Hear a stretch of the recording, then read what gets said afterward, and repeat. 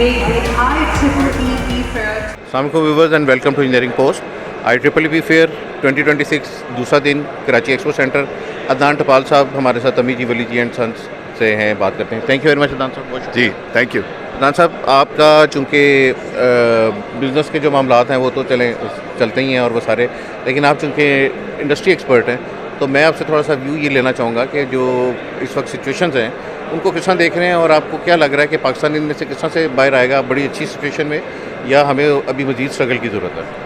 I think अभी तक जो सिचुएशन है मेरे ख्याल में कंसिस्टेंट रहेगा इसी तरीके से जैसे चले आ रहा है। I don't see any major growth happening, लेकिन अपॉर्चुनिटीज़ है। अभी सबका जोर इसी पे प्राइवेटाइजेशन पे, जो government which is a very good thing. जैसे PIA का बड़ा सक्सेसफुल प्राइवेटाइजेशन था, अभी डिस्कोस के प्राइवेटाइजेशन हो रहा है। तो सारे लार्ज जो इंडस्ट्रियल हाउसेज, इंडस्ट्रियल ग्रुप्स है, ये प्राइवेटाइजेशन की तरफ देख रहे हैं because PIA has been a success story और ये डिस्कोस का अच्छा लग रहा है। उसमें हम भी देख रहे हैं, ड्यू डिलिजेंस कर रहे हैं। तो मेरे ख्याल सबका focus is not really on industrial expansion but focusing on this privatisation opportunities जो आ रहे हैं। आपके ख्याल में जो इंडस्ट्री को कॉन्फिडेंस देने के जो मैयर्स हैं वो कुछ लेने की ज़रूरत है कि जो हमारा वॉर की वजह से चीज़ें बहुत स्लो हुई हैं उनको किस तरह से उठाया जाए? जी बिल्कुल। मैक्रो इकोनॉमिक कंडीशंस आपको ही पता है, जैसे ये जो स्टेट्स में जो हो रहा है इट्स अफेक्टिंग, बट यहाँ पे भी ऑब्वियसली टैक्सेशन के इश्यूज होते हैं, FBR के इश्यूज होते हैं, वो अभी तक रिजॉल्व नहीं हुआ है।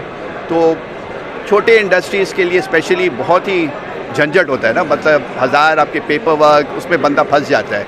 तो रियली एक अपॉर्चुनिटी नहीं मिलता है for a business to grow. तो आई थिंक जब तक हुकूमत पाकिस्तान इस पे ना तवज्जो करे टू स्ट्रीमलाइन द टैक्सेशन, जिस पे काम हो रहा है, काफ़ी इसके डिजिटाइजेशन की तरफ ला रहे हैं, but issues are still pending और बहुत ही कॉम्प्लिकेटेड होता है विद सेल्स टैक्स और विद होल्डिंग टैक्स और इम्पोर्ट टैक्सेस।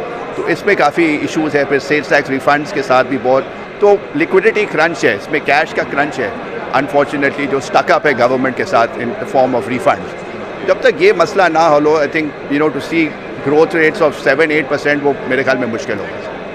अगर हम AVS की बात करें तो आप AVS के ऑपरेशन जिस लेवल के ऊपर चल रहे हैं उनमें आने वाले दिनों में कुछ मजीद चीज़ें ऐड कर रहे हैं, कुछ चीज़ें और बेहतर होने जा रही हैं? जी हम continuous expansion, we looking for new products. तो अभी हमने ये न्यू बैटरीज, ऑलिटेयर करके एक ब्रांड है, हम एनर्जी स्टोरेज सिस्टम्स की तरफ जा रहे हैं for business, for residential and for industries. So 5 kilowatt hour battery से लेके 200 किलोवाट आवर्स के बैटरीज पे हम वर्किंग कर रहे हैं। उसके बहुत डिमांड है which is we not anticipated, but जिस तरीके से आपको पता है सोलराइजेशन इतना हो रहा है, बिजली के प्राइसेस इतने महंगे हो गए हैं, lot of people are now investing in batteries for energy storage purposes. तो इस पे हम कर रहे हैं। फिर हार्मोनिक फिल्टर्स पे कर रहे हैं, ग्रिड कंडीशनिंग प्रोडक्ट्स पे हम कर रहे हैं। It's an Italian brand called Grupo, एक नया ब्रांड ये है चाइनीज़ लास्ट वन करके। So we've introduced about 3-4 different brands over the past 1.5 year. तो इसमें हम काफ़ी कर रहे हैं बिकॉज इंडस्ट्रीज़ में ये भी बड़ा इशू आ रहा है हार्मोनिक्स का, फ्रीक्वेंसी का। तो इसको मैनेज करने के लिए ये हमारे जो फिल्टर्स और कैपेसिटर्स और ये प्रोडक्ट्स है, ये काफ़ी बिक रहे हैं। थैंक यू वेरी मच, बहुत शुक्रिया। Thank you.